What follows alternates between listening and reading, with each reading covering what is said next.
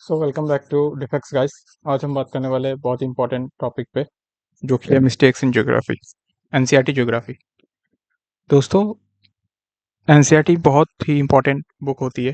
ठीक है, जब भी हम कॉम्पिटिटिव एग्जाम्स की तैयारी करते हैं तो सबसे पहला नाम आता है एनसीईआरटी। लेकिन क्या आप जानते हैं कि एनसीईआरटी में भी कुछ गलतियां हैं जो आपको एग्जाम हॉल में कंफ्यूज कर सकती है। आज हम इन्हीं पे चर्चा करने वाले हैं। असल में ये गलती जब मैं पढ़ रहा था और मेरे स्टूडेंट्स या फिर जो मेरे दोस्त हैं, तो जब हम पढ़ रहे थे हमें भी ये दिखाई दिया था, पर हमें कोई इसका सोर्स नहीं मिला। मतलब हम भी कंफ्यूज हो गए। फिर हमने यूट्यूब पे सर्च किया, कहीं कुछ मिल नहीं रहा था। लेकिन बहुत सर्च करने के बाद ये गलतियां हमें पता चली। पर हमें ये लगता था कि ये सवाल और यूपीएससी जो है वो पूछेंगे नहीं, है ना। लेकिन रिसेंटली 2025 के सीएपीएफ में एक सवाल आया था इंटरनेशनल डेटलाइन पे, तो वो भी एनसीईआरटी से ही उन्होंने लिया था, बट वो पूरा गलत सवाल उन्होंने लिया था। तो हमको लगा कि यार हमें ऑनलाइन भी आना चाहिए और जितने भी स्टूडेंट्स हैं उनको थोड़ा गाइड करना चाहिए अच्छे से।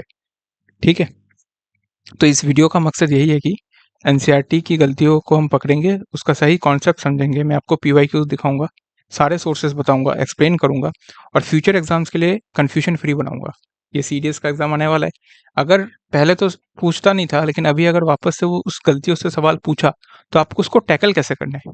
ठीक है, 5 गलतियाँ निकली है और कुछ चीज़ें ऐसी है कि जो क्लास 9 और क्लास 11 में अलग-अलग दिया है। तो सब पे बात करेंगे, आराम से देखना वीडियो।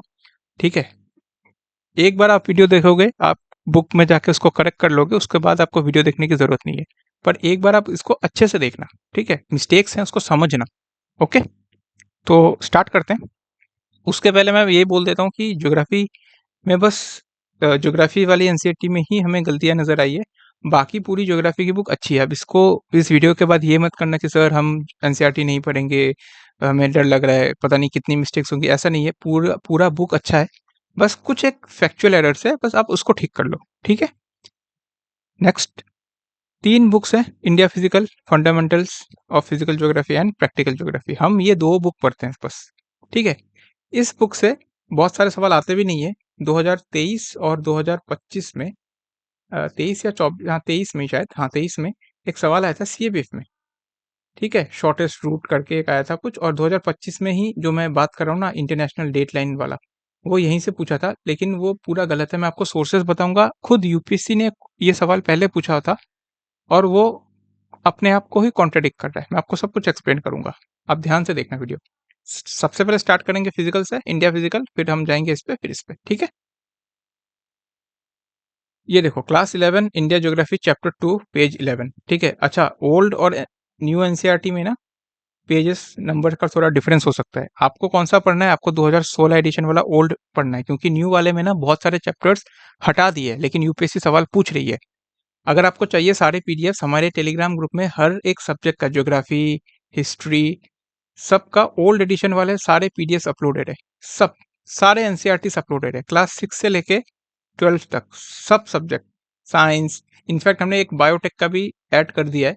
हालांकि मैं इसको सजेस्ट नहीं करूंगा कि बहुत ज़्यादा पढ़ना, लेकिन अगर किसी को पढ़ना है, क्योंकि 1-2 सवाल आए हुए थे, तो आप देख सकते हो, ठीक है? टेलीग्राम का नाम है डेफेक्स, मैं आपको बाद में लिंक वगैरह भी दे दूंगा, ठीक है? पहले हम वीडियो स्टार्ट करते हैं कि दिक्कत क्या है, पहले हम वो समझते हैं। देखो, हम्म, अगर हम इस वीडियो में स्टार्ट करें तो यहाँ पे आप देखना, यहाँ पे वो किस बारे में बात कर रहा है? North east, north and north east mountain के बारे में, ठीक है? ये वाला टॉपिक आप बुक से भी देख सकते हो। दिक्कत यहाँ पे गलती क्या है सर? गलती ये है, अगर आपको मैं ये दिखाऊँ, मैं फ़ोटो भी लाया, मैं आपको दिखाता हूँ, ये रहा। इसी को हमने ज़ूम किया है, ठीक है? इस वाले को ही इस वाले को ही हमने नेक्स्ट पेज में ज़ूम किया है। देखो यहाँ पे क्या लिखा है, ये हिमालयस के बारे में बात कर रहा है, हमने देखा। तो general orientation of these ranges is from north west to the south east, ठीक है सर? ये ठीक है, यहाँ से है, ये नॉर्थ वेस्ट है और ये साउथ ईस्ट है। यहाँ से है नॉर्थ, ये वाला पार्ट आपको दिख रहा होगा, ठीक है? सिक्किम में ईस्ट वेस्ट डायरेक्शन में है, ये रहा सिक्किम। यहाँ पे ईस्ट वेस्ट डायरेक्शन में ये भी ठीक है, लेकिन ये जो अरुणाचल वाला पार्ट है ना, यहाँ पे देखो कौन सा डायरेक्शन में, ध्यान से देखो, ऐसे है ये, साउथ वेस्ट से नॉर्थ ईस्ट की तरफ है। तो यहाँ पे क्या लिखा है, south west to north west लिखा है। ये नॉर्थ वेस्ट नहीं होगा दोस्तों, ये होगा नॉर्थ ईस्ट। इसको आप ठीक कर लो, ठीक है। थोड़े मतलब एक मतलब उसी के नीचे ना यहाँ पे अरुणाचल हिमालय का टॉपिक दिया, सेम बुक में सेम चैप्टर में ही, इसी के थोड़ा सा नीचे अरुणाचल हिमालय का टॉपिक दिया हुआ है। वहां पे आप देखना, वहां पे नॉर्थ ईस्ट लिखा हुआ है, ठीक है। तो यहाँ पे गलत दिया है उन्होंने, लेकिन थोड़े दूर जाके मतलब थोड़े मतलब एक दो पैराग्राफ बाद उन्होंने नॉर्थ ईस्ट ही दिया हुआ है, ठीक है। तो ये गलती है, इसको ठीक कर लेना। ये पहली मिस्टेक हुई। सेकंड मिस्टेक, तो यहाँ पे बहुत सारा मिस्टेक है, ये वही चैप्टर 2 पे ही सबसे ज़्यादा मिस्टेक्स है। पेज नंबर 19 ओल्ड एडिशन में, न्यू एडिशन में देख रहे हो तो पेज नंबर 15, ठीक है। यहाँ पे उन्होंने जो अंडमान और निकोबार आइलैंड है ना, और लक्षद्वीप, इन्होंने गलती किया है यहाँ पे। क्या गलती किया मैं बताता हूँ, देखो लास्ट पेज है ये चैप्टर का। सबसे पहले ना मैं आपको थोड़ा समझा देता हूँ, तब आपको अच्छे से समझ में आएगा। ये देखो, ये अंडमान और निकोबार आइलैंड का मैप है। सबसे ऊपर north Andaman, middle Andaman, south Andaman, फिर लिटिल अंडमान। इसके नीचे 10 डिग्री चैनल होता है। मैं यहाँ पे आपको समझा देता हूँ, ठीक है। ये रहा अंडमान, ये नॉर्थ वाला है, ये मिडिल वाला है, ये साउथ वाला है, ठीक है। उसके बाद लिटिल अंडमान आता है, उसके बाद आता है 10 डिग्री चैनल, फिर कार निकोबार, लिटिल निकोबार, ग्रेट निकोबार, उसके बाद इंडोनेशिया चालू हो जाता है, ठीक है। तो ये होता है उनका north to south order. Barren Island कहाँ पे है, आप ध्यान से देखो, ये मिडिल अंडमान के पास है कि नहीं, है ना, मिडिल अंडमान के पास है। लेकिन यहाँ पे एनसीईआरटी में क्या दिया हुआ है, देखो, Barren Island situated in Nicobar Island. तो ये निकोबार आइलैंड नहीं होगा, गलत हो गया। ये क्या होगा, ये होगा, क्या होगा, मिडिल अंडमान, ठीक है। और एक चीज मैं बताना चाहता हूँ, बहुत सारे एग्जाम्स में ये पूछा भी गया है। अगर आपसे पूछे ना पूरे अंडमान का, मतलब अंडमान से कौन से डिरेक्शन में है बैरन आइलैंड, आप ध्यान से देखो, ये ना नॉर्थ ईस्ट आएगा आंसर। काफी बच्चे बोलेंगे सर ईस्ट दिख रहा है, ईस्ट नहीं दिख रहा, ये यहाँ से आप पूरा स्ट्रेच करो नीचे तक, तब आपको पता चलेगा, ठीक है। ये नॉर्थ ईस्ट आएगा। तो पूरे अंडमान से अगर डायरेक्शन पूछे तो नॉर्थ ईस्ट, और सिर्फ अगर यहाँ पे सेग्रीगेट करके दे तो मिडिल अंडमान के पास में है बैरन आइलैंड, ठीक है। तो ये गलती पता चल गई। अब नेक्स्ट गलती क्या है, वापस है लास्ट, ये लक्षद्वीप वाला गलती है। सर लक्षद्वीप में क्या गलती है, देखो सर, इन्होंने क्या किया है मैं आपको बताता हूँ। ये पुराना एडिशन वाला है, ठीक है। मैं आपको पहले समझा ही देता हूँ, उसके बाद आपको समझ में आएगा। ये आप देखो, इसको अभी छोड़ दो, इसको अभी छोड़ दो, मैं आपको पहले ये समझाता हूँ। लक्षद्वीप आइलैंड का ये मैप है। यहाँ पे देखो बहुत सारे आइलैंड्स दिख रहे हैं। ये सारे ना लक्षद्वीप के ही पार्ट है। बहुत सारे आइलैंड है लक्षद्वीप में, टोटल 36 ग्रुप है। ये क्या हो रहा है, अरे सॉरी दोस्तों, पता नहीं कोई ग्लिच आ गया यहाँ पे, ठीक है। 36 आइलैंड है, जहाँ पे 11 इनहेबिटेटेड है और बाकी हैबिटेटेड। तो यहाँ पे क्या है, बहुत सारे आइलैंड्स हैं। यहाँ पे देखो, आपको दिख रहा होगा अगाती, अमिंडवी, कावरती, कैननोर, और नीचे दिख रहा होगा मिनी कॉय और 9 डिग्री चैनल। अब ये सब है क्या, तो मैं आपको पूरा एक्सप्लेन करता हूँ लक्षद्वीप का। जो जैसे मैंने अंडमान का समझाया था, वैसे लक्षद्वीप का समझाता हूँ। देखो लक्षद्वीप को ना,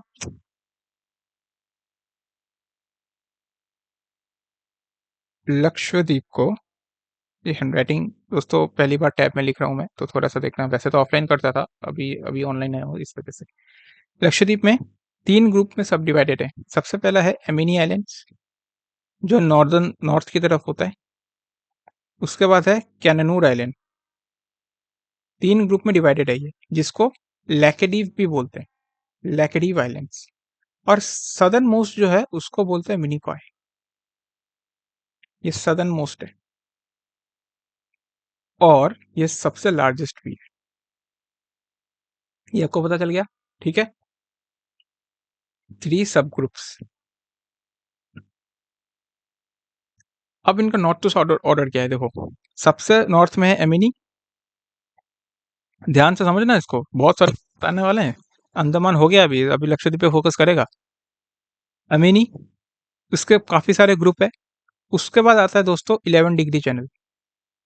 उसके बाद आएगा ये कैननोर, मतलब कैननोर ग्रुप ऑफ आइलैंड्स, ठीक है। कैननोर या फिर लैकेडीप, जो आप बोल सकते हो, बोलना चाहते हो।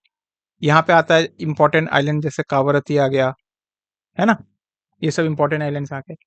उसके बाद आएगा दोस्तों मतलब 11 डिग्री हो गया, 10 डिग्री हो गया, उसके बाद 9 डिग्री, ये काफ़ी लंबा स्ट्रेच होता है यहाँ पे। 9 डिग्री चैनल गया, उसके नीचे आता है दोस्तों मिनिकॉय। मिनिकॉय के नीचे होता है 8 डिग्री, 8 डिग्री के नीचे स्टार्ट हो जाता है मालदीव्स। ये याद रखना, ये ऑर्डर बहुत इंपॉर्टेंट है, ठीक है? ये ऑर्डर बहुत ज़्यादा इंपॉर्टेंट है। सबसे पहले अमीनी, फिर 11 डिग्री, फिर कैनानोर, फिर 9 डिग्री, फिर मिनिकॉय और उसके बाद 8 डिग्री, फिर मालदीव स्टार्ट हो जाता है। अब आते हैं मिस्टेक्स पे। मिस्टेक्स क्या है सर? देखो, सबसे पहले तो ये ओल्ड एडिशन वाला है, ओल्ड एडिशन वाला बुक है ये, ठीक है? पेन चेंज कर लेता हूँ मैं। ये ओल्ड एडिशन वाला बुक है। यहाँ पे उन्होंने क्या दिया है? The entire group of islands, ये लक्षद्वीप की बात हो रही है। यहाँ तक अंडमान खत्म, ये लक्षद्वीप की बात हो रही है अभी। Is broadly divided by 10 degree. अरे सर 10 डिग्री तो है ही नहीं, 10 डिग्री तो अंडमान और निकोबार का था। ये क्या होगा? आप बताओ ये क्या होगा? ये 11 डिग्री होगा। क्यों 11 डिग्री? क्यों? क्योंकि यहाँ पे देखो उसके बाद क्या लिखा है, north of which is the Amini island and to the south of the Cannanore island. तो 11 पहले क्या था? एमिनी था, एमिनी था पहले, उसके बाद 11 डिग्री, उसके बाद कैननोर। तो 11 डिग्री ये एमिनी और कैननोर को सेग्रीगेट कर रहा है, तो इस वजह से ये 11 डिग्री होगा। ठीक है, समझ में आ गया? अगर कोई डाउट हो तो कमेंट्स में पूछ लेना। अब मैंने जो बोला नया एडिशन, ये देखो ये नया एडिशन वाला है। इसमें इन्होंने क्या किया, यहाँ पे 9 डिग्री लिख दिया है, पर 9 डिग्री तो है नहीं। 9 डिग्री तो ध्यान से देखो यहाँ पे है, ये कैननोर के भी साउथ में है, तो ये भी गलत है ना? ये देखो यहाँ पे क्या लिखा है, Minicoy is the largest, the entire group of island is broadly divided by 9 degree, north of which is Amini and south is Cannanore. ये तो है ही नहीं, 11 डिग्री है यहाँ पे, अमिनी उसके नॉर्थ में है, फिर 11 डिग्री है उसके साउथ में है कैननोर। समझ में आ रहा है आपको? इसको फिर मैंने हिंदी एनसीईआरटी में भी चेक किया, मुझे लगा पता नहीं शायद इंग्लिश में वो खेल रहा है। हिंदी एनसीईआरटी में मैंने चेक किया, वहाँ पे भी सेम था, उसका मैंने ट्रांसलेशन यहाँ पे दिया है। संपूर्ण द्वीपों का समूह 9 डिग्री चैनल द्वारा व्यापक रूप से विभाजित किया गया है, जिसके उत्तर में अमीनी और दक्षिण में कन्नूर। तो ये पूरा गलत है दोस्तों, आपको समझ में आ गया? आई होप समझ में आ गया होगा। तीसरा मिस्टेक था ये, ठीक है? नेक्स्ट, यहाँ पे भी मैंने बड़ा सा एक मैप दिया है अंडमान और निकोबार का, ये आप देख सकते हैं। यहाँ पे नॉर्थ अंडमान, मिडिल अंडमान, फिर ये लिटिल अंडमान, ठीक है, और ये 10 डिग्री चैनल, ये साउथ अंडमान भी है। यहाँ पे नॉर्थ, मिडिल, साउथ, साउथ और लिटिल के बीच में डंकन पैसेज है, ये भी इंपॉर्टेंट है दोस्तों। और यहाँ पे म्यांमार है, वहाँ पे कोको स्ट्रेट, वहाँ पे ना ये कोको चैनल भी है। कोको चैनल के बाद ये नॉर्थ चालू होता है, तो Coco Channel, north Andaman, middle Andaman, south Andaman, Duncan Passage, फिर लिटिल अंडमान, फिर 10 डिग्री चैनल, फिर कार निकोबार, फिर लिटिल निकोबार, फिर ग्रेट निकोबार, फिर ग्रेट चैनल, ग्रेट निकोबार के नीचे ग्रेट चैनल, और उसके बाद इंडोनेशिया चालू हो जाता है। ओके, और यहाँ पे देखो लक्षद्वीप है, यहाँ पे देखो बहुत सारी, ये बहुत लंबा लैटिट्यूडनल स्ट्रेच है इसका। यहाँ पे देखो कावेरी दिख रहा है, यहाँ पे देखो ये अमिनी दिख रहा है, तो यहाँ पे क्या आ जाएगा 11 डिग्री, उसके बाद कैविटी के नीचे और 10 डिग्री चल आ जाएगा, उसके बाद यहाँ पे देखो 9 डिग्री, ये 9 डिग्री आ गया। उसके बाद देखो यहाँ पे मिनिकॉय है, मिनिकॉय के नीचे 8 डिग्री है, उसके नीचे मालदीव है। समझ में आ रहा है ना आपको? ये तो आपको पता है ना कि हम इक्वेटर से, ये 0 डिग्री है, इक्वेटर से ऊपर की तरफ जाता है तो 1 डिग्री, 2 डिग्री, 4 डिग्री, इस तरीके के ऊपर जाता है। तो इंडिया यहाँ पे है, ये देखो ये इंडिया, साउथ में इक्वेटर 0 डिग्री होगा, जैसे 1 2 3 4 9 डिग्री, ये आपको पता ही होगा आई थिंक, है ना? तो यहाँ पे मैं बस रिवाइज का मतलब मिस्टेक्स करवा रहा हूँ, ये तो पूरा तो नहीं समझा रहा हूँ मैं यहाँ पे। आई होप आपको ये पहले से पता है। अब मूव करते हैं फंडामेंटल्स ऑफ फिजिकल ज्योग्राफी के चैप्टर नंबर 3, पेज नंबर 24 में आप जाके देखना। अब ओल्ड एडिशन है या न्यू एडिशन है, उसके हिसाब से थोड़ा आगे पीछे हो सकता है पेज नंबर। यहाँ पे एक माइन्यूट सा मिस्टेक है दोस्तों, पहले मैं आपको समझा देता हूँ कॉन्सेप्ट। कॉन्सेप्ट बहुत ईजी है, कुछ नहीं है उतना खास। शैडो जोन आपको पता है क्या होता है? अर्थक्वेक से रिलेटेड होता है। P waves and S wave, S wave का शैडो जोन सबसे बड़ा होता है ना? ये आपको पता ही होगा। और एस वेव क्या होता है? सॉलिड से ट्रेवल करता है, एस से सॉलिड, एस वेव्स, तो ऐसे मैंने याद रखा था। यहाँ पे देखो ये वाला डायग्राम सही है, ये ऊपर वाला जो डायग्राम है ना, एक मिनट, ये वाला जो डायग्राम है, ये वाला, ये सही है, इसमें कोई गलती नहीं है। देखो पी वेव का जो शैडो जोन है वो 105 से 145 डिग्री तक जाता है, ठीक है? एस वेव का ये शैडो जोन देखो 105 से 140, 100 मतलब इस तरफ भी 105, इस तरफ भी 105, पूरा जाता है, ठीक है? तो ये एस वेव का शेडो जोन बहुत लंबा है। तो यहाँ पे ये जो वेव्स हैं ये किसके होंगे, ये एस वेव्स के ही तो होंगे। यहाँ पे जैसे ये पी वेव्स है, ये क्या होंगे, एस वेव्स होंगे, लेकिन यहाँ पे उन्होंने मिसप्रिंट करके पी लिखा है, तो ये पी नहीं होगा, ये एस होगा। ठीक है, आप देख पा रहे हो ना, ये मैं आपको थोड़ा जूम भी कर देता हूँ अगर आपको देखने में ईजी होगा। देखो यहाँ पे पी लिखा हुआ है कि नहीं, तो ये पी नहीं होगा, ये क्या होगा, ये होगा एस वेव्स। ओके, ये एस वेव्स होगा। आई थिंक तीसरी या चौथी चौथी मिस्टेक थी, चौथी या पांचवी। ठीक है, ये इसको आप ठीक कर लेना। अब आते हैं दोस्तों सबसे कंट्रोवर्शियल क्वेश्चन। बहुत सारे कोचिंग एकेडमीज इसी का स्नैपशॉट दे देते हैं ग्रुप में और बोलते हैं कि जो सीएपीएफ में सवाल आया था वो दोनों सही है। मैं आपको दिखाऊंगा अभी जो सवाल आया था, पर वो समझते नहीं कि थोड़ा कॉन्सेप्ट भी समझाओ यार, मतलब मिस्टेक्स हो सकती है। ठीक है, सवाल था ये 2025 में, और देखो ये पूरा का पूरा कॉपी किया है उन्होंने। ये वही है, ये वाला जो है ना, ये इसी को मैंने अलग से वहां पे लिखा हुआ है। 180 degree line of longitude approximately, ये ब्ला ब्ला ब्ला, इंटरनेशनल डेट लाइन पास होता है, ये सब सही है। ठीक है, मैं आपको बस बता रहा हूँ कि गलत कौन सा है। सेकंड स्टेटमेंट यहाँ पे गलत है। क्यों, देखो यहाँ पे क्या लिखा है, a person moving eastward on Tuesday will count the day as Wednesday once the international dateline is crossed. Another person starting the journey on the same day having westward Monday count करेगा। ठीक है, तो यहाँ पे उन्होंने वही लिखा है, person moving eastward Tuesday will count the day as Wednesday once the international dateline is cross. मैं आपको इंटरनेशनल डेटलाइन का कॉन्सेप्ट समझाता हूँ और मैं आपको बोलूंगा, समझाऊंगा कि यूपीसी इस पे आंसर क्या दे सकता है। मेरे हिसाब से तो वन ओनली ही होने वाला है, क्योंकि ये एनसीईआरटी में मिस्टेक्स है। अब मैं पहले आपको समझा देता हूँ क्या चीज है। अब ये यहाँ पे नहीं पूछा, यहाँ पे जो मैंने यहाँ पे पीवाईक्यू भी डाले थे, ये सब यूपीएससी ने भी खुद सवाल पूछे, इसका जवाब भी मैं देने वाला हूँ आपको।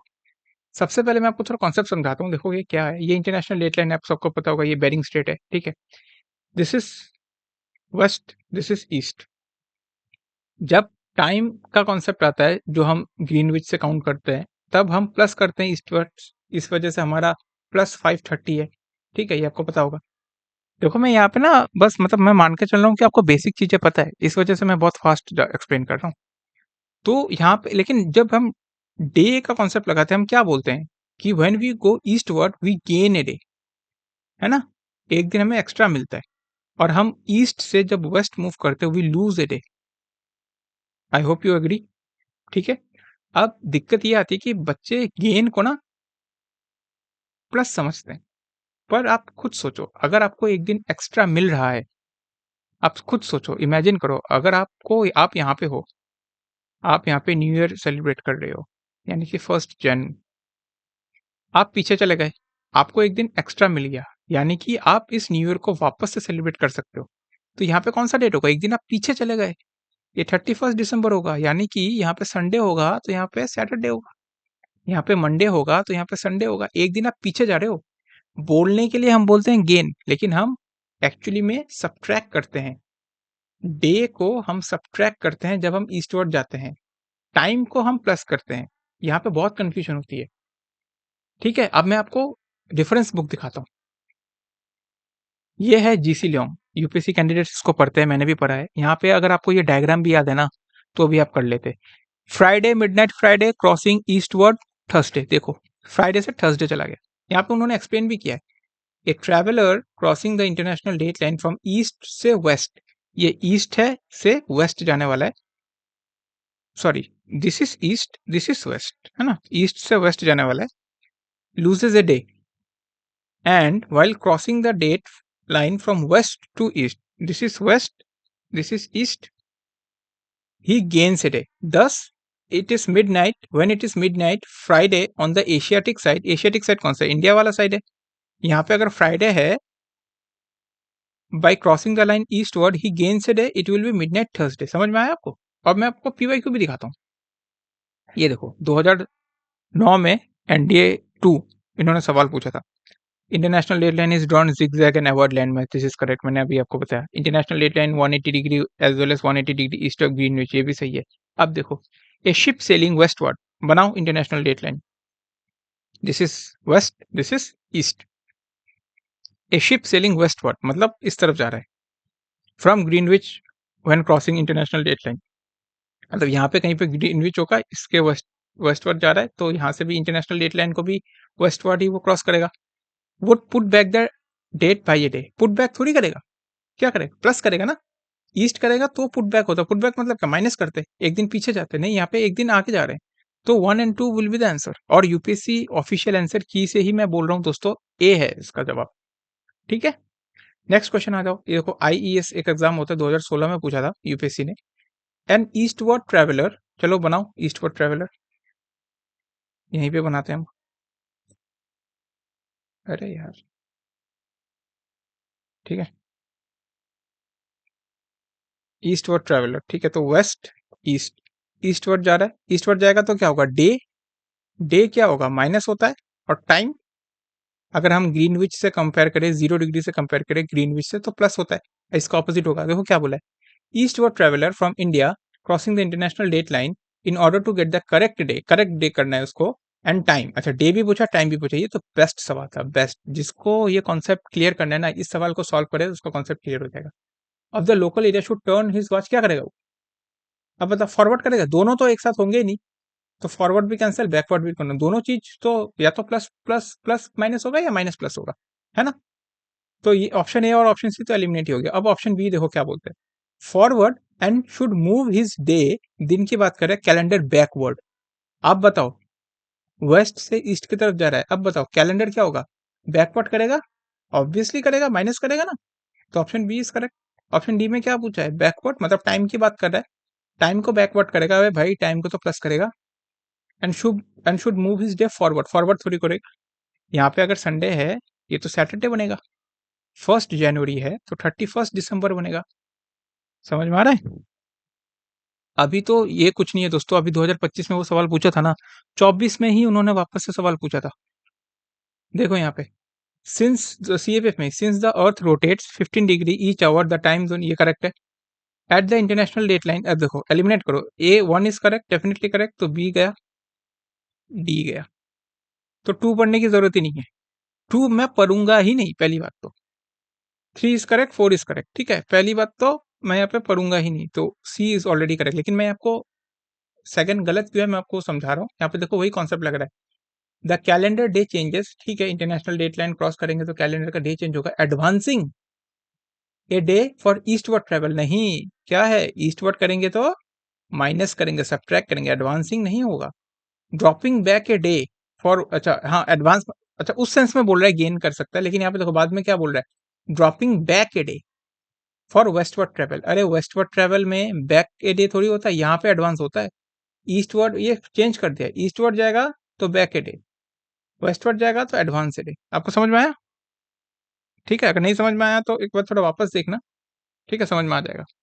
ठीक है, तो ये अब आप खुद देखो ये वाले स्टेटमेंट्स, और अभी जो उसने पूछा था, ये वाला स्टेटमेंट, ये गलत है कि नहीं, कॉन्ट्राडिक्ट कर रहा है कि नहीं, एनसीईआरटी में दिया है लेकिन फिर भी गलत है, तो मेरे हिसाब से ये ऑप्शन 1 ही होने वाला है। अब मैं आपको एक इंपॉर्टेंट चीज बताता हूँ दोस्तों, हो सकता है कि यूपीएससी अपनी गलती ना माने, लेकिन मैंने वैसे भी रिप्रेजेंटेशन डाल दिया था, या तो ये 1 ओनली ही डालना पड़ेगा, या तो ये ड्रॉप कर देंगे, क्योंकि एनसीईआरटी में भी मेंशन है, तो थोड़ा गलती हो सकती है।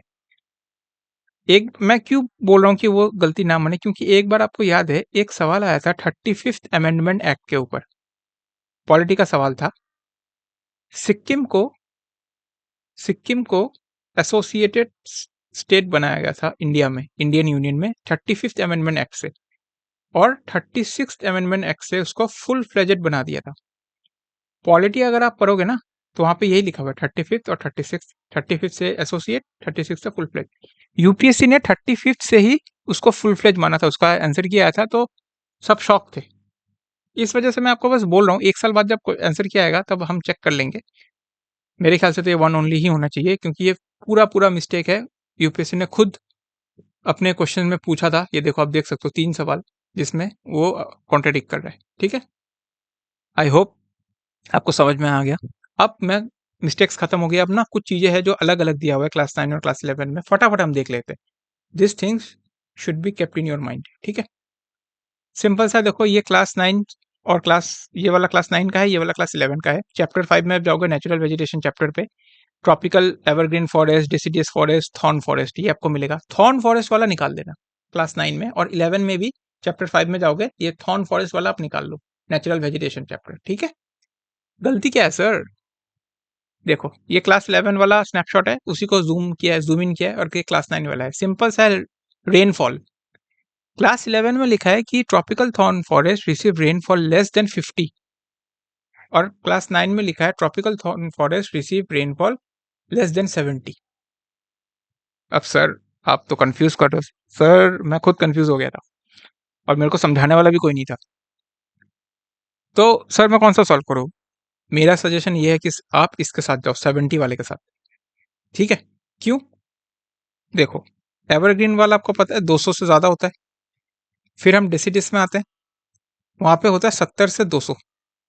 उसमें भी क्यों? क्योंकि 70 100 से 200 जो होता है वो मॉइस्ट डेसिडियस होता है, और 70 से 100 वाला ड्राई डेसिडियस होता है। तो ऑब्वियस सी बात है भाई, 70 के नीचे वाला ही उसके बाद, मतलब क्लासिफिकेशन अगर मैं करने वाला हूँ तो 70 तक अगर मैंने कर लिया तो 70 के बाद वाले में स्टार्ट करूंगा ना, तो थॉर्न फॉरेस्ट आएगा, ठीक है। थॉर्न फॉरेस्ट को मैं 70 के नीचे ही रखने वाला हूँ। अगर आपने एनसीईआरटी पढ़ी होगी तो आपको समझ में आ रहा होगा मेरी बात, ठीक है। एवरग्रीन 200 होता है, मॉइस्ट डेसिडियस 100 से 200 होता है, ड्राई डेसिडियस 70 से 100 होता है, तो उसके बाद वाला थॉर्न होता है, तो थॉर्न तो 70 वाला ही रहेगा। तो क्लास 9 में 70 ही दिया हुआ है, क्लास 11 में 50 दिया है, इसको आप ठीक कर लो, इसको आप 70 मान लो, ठीक है। चलो उसके बाद वापस से चैप्टर 2 में अगर हम जाते हैं, चैप्टर 2 क्लास 9, चैप्टर 2 क्लास 11, यहाँ पे क्या दिक्कत है? यहाँ पे दिक्कत नहीं है, मैं कुछ एक चीज आपको समझाना चाहता हूँ, क्योंकि एक सवाल आया था, वो बहुत अच्छा सवाल था, मतलब मुझे तो मजा आया। मेरा वो गलत हो गया था, ठीक है, पर मुझे बहुत मजा आया वो सवाल, अगर मेरा गलत हुआ फिर भी। क्या है मैं आपको बताता हूँ, देखो नॉर्दर्न प्लेन, ये क्लास 9 का आप निकालना नॉर्दर्न प्लेन, और ये क्लास 11 का आप निकालना नॉर्दर्न प्लेन, ठीक है। इसको मैंने थोड़ा जूम किया हुआ है, देखो ये क्लास 9 का नॉर्दर्न प्लेन है। यहाँ पे नॉर्दर्न प्लेन का, यहाँ पे देखो क्या दिया है, the plain is 2400 kilometre long and 240 to 320 kilometre broad. अच्छा ये सवाल नहीं था दोस्तों, एक बाद में एक सवाल आने वाला है, उसकी बात कर रहा था मैं। इसको हम देखते क्या है, देखो यहाँ पे 2400 किलोमीटर लंबा दिखा रहा है, क्लास 11 वाले बुक में दिखा रहा है 3200 किलोमीटर, और इनका रेंज भी अलग अलग है, ठीक है। तो इस वीडियो का लाने का मकसद यही था कि आपको दोनों चीजें ध्यान होनी चाहिए। अगर ये वाला वैल्यू दे दे तो भी आप करेक्ट कर लेना, क्योंकि 9th के एनसीईआरटी में है, और अगर क्लास 11 वाला दे दे 3200 वाला तो भी आप करेक्ट कर लेना, ठीक है। क्योंकि देखो ज्योग्राफी, मतलब आप सोचो ना नॉर्दर्न प्लेन कितना बड़ा है, तो उस हिसाब से वो उन्होंने ये थोड़ा सा अप्रोक्सीमेटली बोला है ना, तो आप उसको मना भी नहीं कर सकते। आप समझ रहे हो, यहाँ पे भी लिखा है बीइंग अबाउट, ठीक है। हालांकि इन्हें करना चाहिए एक मतलब एक ही डेटा देना चाहिए, बट इन्होंने नहीं किया, तो ये थोड़ा ध्यान रखना। अगर ऑप्शन में ये नहीं है तो पूरा पूरा गलत मत मार्क कर लेना। अगर ऑप्शन में ये दिया गया है, अगर किसी ने क्लास 11 का पढ़ के गया है 3200, और उसने क्लास 9 का पढ़ा ही नहीं है, तो गलत गलत कर देगा। क्योंकि अगर क्वेश्चन में ये वाला ऑप्शन है नहीं, पर ये वाला ऑप्शन है क्लास 9 वाला, तो यूपीएससी तो सही मानेगी ना, ठीक है। आप इस चीज का ध्यान रखना, ठीक है। अब आते हैं क्लास 9 और क्लास 11 के वापस से चैप्टर 2 और चैप्टर 2 में ही, चैप्टर 2 में इसका नाम फिजिकल फीचर्स है, और यहाँ पे 11 में इसका नाम स्ट्रक्चर ऑफ फिजियोग्राफी है। आपको कौन सा पार्ट देखना है? देखो पेनिनसुलर प्लेटू आप खोल लेना है यहाँ पे, और यहाँ पे भी क्लास 11 में भी पेनिनसुलर प्लेटू को 3 भाग में भाग किया गया था, और सेंट्रल हाईलैंड वाला पार्ट निकाल लेना, ठीक है। क्या गलती है सर? देखो गलती नहीं है, एक चीज आपको ऐड करना है बस। पेनिनसुलर प्लेटू जो क्लास 9 में है, वहां पे इसका डायरेक्शन देखो, ये जो सेंट्रल हाईलैंड है ना, पेनिनसुलर प्लेटू किस चीज से बनता है आपको पता है? ये प्लेटू consist of central highland, Deccan प्लेटू, ठीक है। और क्लास 11 में ही उसी को एक्सप्लेन किया अच्छे से, अलग अलग से, सेंट्रल हाईलैंड को अलग एक्सप्लेन किया है, प्लेटू को अलग एक्सप्लेन किया है। सिंपल सा देखो, ये वाला अगर सेंट्रल हाईलैंड, देखो ये हो गया, ये डेक्कन प्लेटू हो गया, ये पूरा का पूरा पेनिनसुलर प्लेटू हो गया, ये सेंट्रल हाईलैंड हो गया। आपको पता है ना, यहाँ से यमुना जाती है, तो फिर यहाँ से उसके ट्रिब्यूटरीज जाते हैं, चंबल, सोन, है ना, बेन, केटवा, ये सब जाते हैं, इस नॉर्थ के डायरेक्शन में जा रहे हैं। एक चीज याद रखना, इसका डायरेक्शन यहाँ पे जो प्लेटू है ना, फ्रॉम स्लोप जो इसका बताया गया है वो है south west to north east, south west to north east, ठीक है, कोई गलती नहीं है। 11 में आप आओगे, यहाँ पे ना उन्होंने ये बोला है कि slope towards the north and north east, मतलब ये नॉर्थ भी अगर दिया होगा ना तो भी सही होगा। ये छोटा सा माइनर सा ये मिस्टेक है, मिस्टेक भी नहीं है, एक्स्ट्रा इन्फॉर्मेशन है, लेकिन अगर कोई बच्चा ये कंफ्यूज हो सकता है, इस वजह से मैंने बोल दिया कि नॉर्थ भी है, नॉर्थ ईस्ट भी है, मतलब इस डायरेक्शन में वो, ठीक है। ये छोटा सा एक पार्ट था जो मैंने बता दिया। अब आते हैं नेक्स्ट सवाल पे। ये काफी इंपॉर्टेंट, काफी मजा आएगा आपको ये सवाल सॉल्व करने, बहुत ज्यादा। मैं आपको सवाल दिखाता हूँ पहले। ये देखो, ये आया था सवाल, ठीक है। मैं आपको ये 2024 में ही आया था, 2023 में आया था शायद, एग्जैक्टली याद नहीं है, सीएपीएफ में आया था, 23 या 22 में आया था। पहले मैं सवाल पढ़ता हूँ, नहीं पहले मैं आपको ये दिखाता हूँ। ये देखो, ये आप जाना चैप्टर 3 ड्रेनेज क्लास 9, ठीक है। यहाँ पे ब्रह्मपुत्र रिवर सिस्टम देख रहे हो, उसके जस्ट ऊपर गंगा रिवर सिस्टम का ये जो लास्ट पैराग्राफ है, इसको आप देखना, इसी को मैंने जूम किया हुआ है, ठीक है। और इसी को मैंने फिर नेक्स्ट पेज में लिखा है, ये देखो यही है, सेम है वो। यहाँ पे क्या दिया, length of Ganga is over 2500 kilometre, okay. The plains from Ambala to Sundarban stretch over 1800 kilometre, but the fall in it is slope is hardly 300 metre. क्या बोल रहा है, कुछ नहीं बोल रहा। यहाँ पे ये है, यहाँ पे ये अंबाला है, एनसीईआरटी की बात कर रहा हूँ, हरियाणा में है अंबाला। अंबाला से सुंदरबन जा रहा है, यहाँ से यहाँ का जो स्ट्रेच है वो बोल रहा है कि 1800 किलोमीटर है, और 300 मीटर का फॉल है, ठीक है, ओके, मान लिया। अब क्वेश्चन पे आते हैं। The great northern plains are found by basins of three, ये तो जिसको पता है वो इजी है, ये वाला सही है। Densely most populated obviously. अब तीसरे स्टेटमेंट में आते हैं, between Yamuna and the bay of Bengal. Bay of Bengal से क्या मतलब, इसका सुंदरबन हो सकता है, correct. Nearly 1600 kilometre away and there is a drop of only 200 metres. अब जब मैं ये क्वेश्चन सॉल्व कर रहा था ना एग्जाम में, मेरे से भी गलती हुई थी, क्योंकि क्लास ये जो है, ये क्लास 9 का जो एनसीईआरटी है, वहाँ पे 18, मेरे दिमाग में ये चल रहा था यार 1600 नहीं था, मैंने कुछ और देखा था, 1800 देखा था, 300 देखा था। इस वजह से ना मैंने इसको गलत मार्क किया था, लेकिन इसका जवाब है 1, 2 एंड 3, ठीक है। यहाँ पे देखो, ये भी वही सेम है, यहाँ पे 2500 किलोमीटर दिया हुआ है, क्लास 9 का ही बुक है, 1800 किलोमीटर, 300 मीटर। तो इससे हुआ क्या, ये वाला जो स्टेटमेंट था ना, ये इंडिया ईयर बुक से आया था। बहुत मोटी किताब होती है दोस्तों, पढ़ने की कोई जरूरत नहीं है, ठीक है, मतलब बहुत मोटी किताब होती है, कभी आता है कभी नहीं आता है। ये मेरा गलत हो गया, लेकिन मैं आपको ये बताना चाहता हूँ कि यहाँ पे तो गलती क्या है। यमुना एट दिल्ली, अंबाला हरियाणा, दिमाग में तो पास पास ही था। नहीं दोस्तों, मैं आपको एक चीज दिखाता हूँ, ये देखो अंबाला, ये है दिल्ली। एक मजे की चीज बताऊं आपको, अंबाला से दिल्ली का जो डिस्टेंस है वो 200 किलोमीटर ही है, 200 किलोमीटर। तो उससे क्या हो गया, ये देखो सवाल देखो, एनसीईआरटी में लिखा है अंबाला से सुंदरबन तक 1800 किलोमीटर, अंबाला से सुंदरबन तक 1800 किलोमीटर, और यहाँ पे क्वेश्चन में दिया था यमुना से बे ऑफ बंगाल तक, मतलब सुंदरबन की बात करें, 1600 किलोमीटर। अब आप खुद देखो यमुना कहाँ है, ये रहा यमुना दिल्ली के पास, यहाँ से यहाँ तक 1600 किलोमीटर दिया है, एनसीईआरटी में था यहाँ से यहाँ तक 1800 किलोमीटर। और एग्जैक्टली जब मैं नेट में भी सर्च कर रहा था ना डिस्टेंस, ये एग्जैक्टली 200 किलोमीटर का ही था। तो ये सवाल मतलब थोड़ा सा, अगर मैं और थोड़ा सा शार्प रहता एग्जाम के टाइम पे, तो यहाँ पे मैं यमुना देख के ना, इसको मैं रिस्क ले सकता था कि शायद ये सही होगा, क्योंकि एनसीईआरटी में तो अंबाला दिया हुआ है, ठीक है। तो ये सवाल मैंने आपको इसलिए दिखाया कि ये जो डेटा है ना, क्लास 9 और 11 में मैंने जो आपको इतनी सारी स्लाइड्स दिखाई कि अलग अलग नंबर्स दिए हुए हैं, अलग अलग डायरेक्शन दिए हुए हैं, इसको ध्यान से पढ़ना, ताकि एग्जाम में कुछ भी पूछे, अलग से पूछे, आप सॉल्व कर सको, ठीक है।